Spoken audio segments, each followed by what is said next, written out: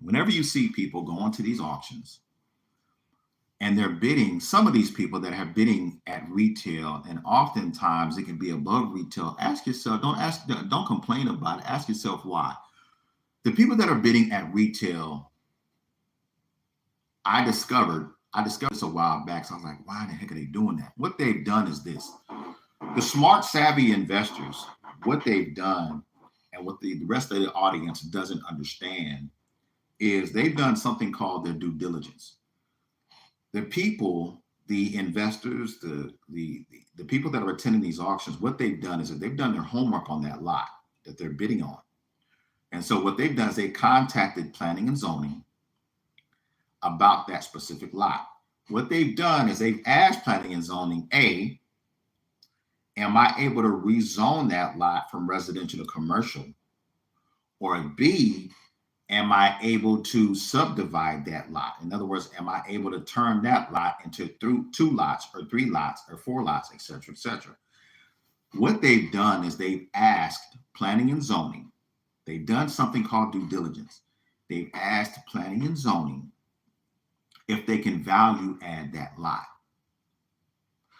Oftentimes in the areas that you all see something else being developed, something being torn down and something new being developed, is you'll get people that have bought lots from individuals, but what they have done beforehand, and they've done something called due diligence.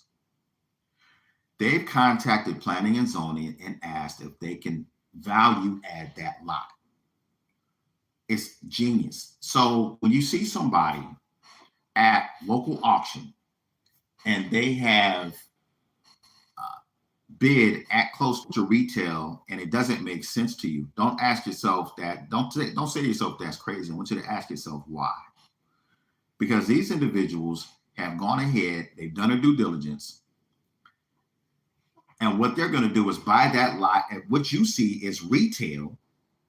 But imagine they bought a lot that's worth $50,000 and they paid $50,000 for that lot on a residential level.